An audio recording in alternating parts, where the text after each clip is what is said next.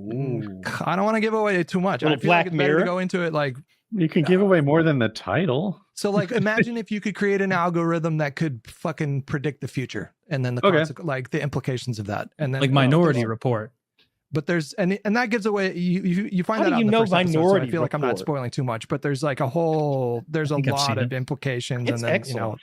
there's murder and there's espionage, and it's just really great. I love Tom Cruise. Like I always say this when he comes up, but like you just mentioned Minority Report. It's like, yeah, most actors would be so proud of Minority Report being that crazy huge movie they made. It's like his 12th biggest sci-fi blockbuster hit that's actually good. Just in the sci-fi genre, it's not even that's what Tom Cruise Oblivion makes. was trash though. That movie was boring. Yeah, Oblivion was kind of trash. Oblivion. It would have been a cool like Black Mirror episode or like 30-minute short or like part of an anthology series of like sci-fi horrors. But instead, it's like, man, we've been here for 2 hours, Morgan Freeman. What's going on? Black Mirror's coming back for just in time for the second Trump administration too. So they got the timing down really well there. What is Tom Cruise's best movie? Magnolia. What's that about? Born on the 4th of July, maybe. I don't know, but if you go on, but like, all right, I'll tell you my favorite Tom Cruise movie. Okay, list your favorite Tom Cruise movies until you name one I've seen, and then we can talk about that one. I really like Top Gun, the first one. I think the music, like when I watched it, I was a kid, and that music just like really spoke to me, and like he was just so fucking cool. And like I didn't realize that it was a gay like movie. I didn't realize that it was a gay movie at the time as a kid, but I was like, shit, but it spoke to something inside you didn't understand yet. I was getting some weird feelings on the inside. He was playing beach volleyball, and Iceman was like, you can be, what does he say? You can be my wingman anytime.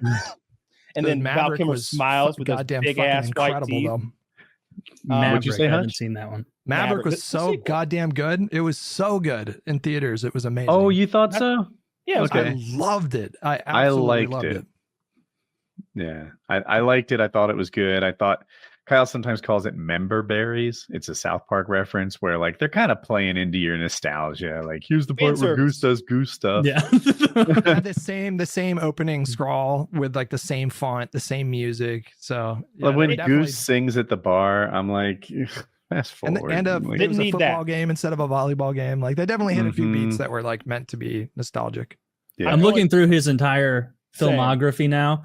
And I haven't seen most of these, but Tropic Thunder, I forgot he was in that as the funny executive.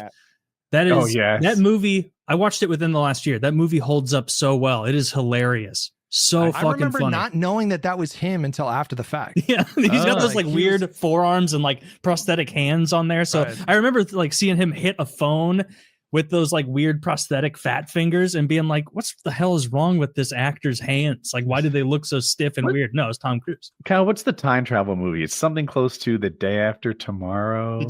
That works. Yeah, The Day After Tomorrow. Is that what it is? Okay. No, I like that one a lot. I can't think of one I like more. Wait, the one with Chris Pratt?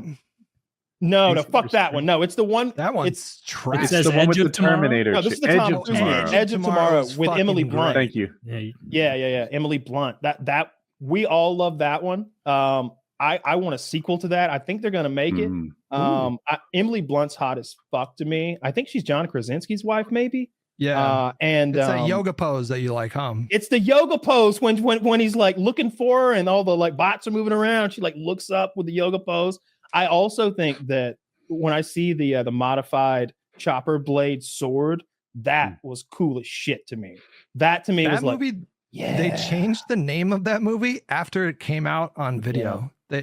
So it came out in theaters as Edge of Tomorrow, and then when it came out on like Blu-ray or whatever, they changed it to Live, Die, Repeat, which was that's weird. a worse name. I've never heard of a film changing their name after the fact. So you guys all know about movies more than I do, and I'm looking at this filmography for Tom Cruise.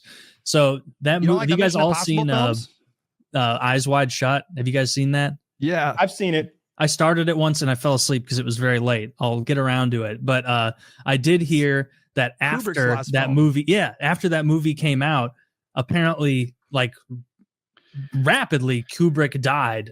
And then they removed a bunch of stuff. They like made a different cut of it What's the story there? It seems like something you guys would know. He died after production, before it was released. I know that, but I don't know what you're talking about. I heard that they like removed a lot of things from the movie before they released it. Is that right? That would surprise me. I don't know anything about that. It would surprise me that they would tinker with Kubrick's work. It would be more likely that he would leave it in such a state that it could not be edited. That's what he's known for, burning negatives, so that there can be no alteration.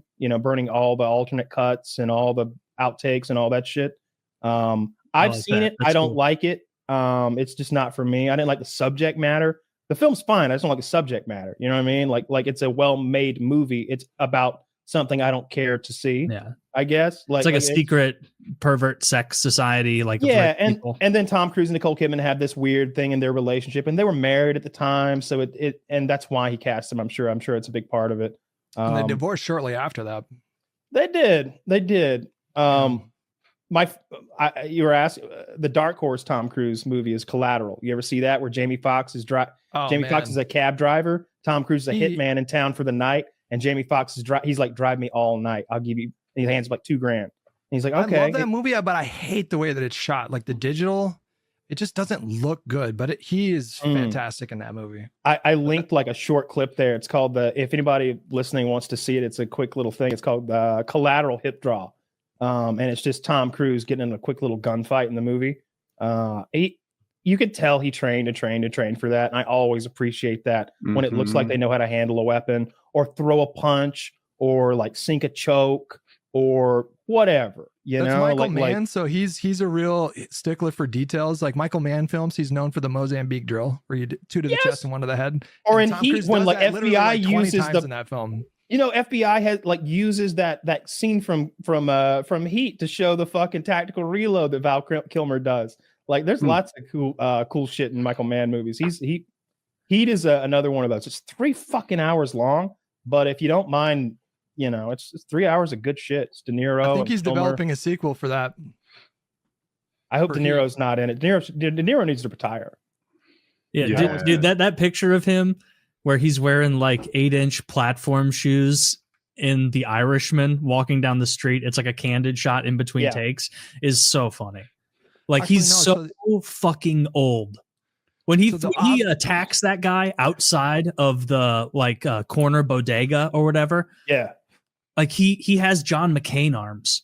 He's got John McCain arms. He can't like be active or anything. They should have put his face CGI'd on a different actor, like de-age his face and then stick it on an actor who can act. Like it. Look at that. And that's next to Al Pacino. He's playing old men. Like he was really good in Killers of the Flower Moon. But I'm a bit of a what's his name, Stan? Why am I blanking on the director's name right now? Jesus Christ. Scorsese? Yeah, Jesus fucking Christ. I'm getting old, guys. I'm forgetting fucking names like that, like Martin fucking Scorsese. That's okay. You got a lot on your mind. Dude, that happens to great people too. Just saying. Yeah. But I mean, if I come up with a film trivia thing before you do, anyone here, it is a sign something's up. Yeah. Because I don't know any movies or anything. I don't watch it.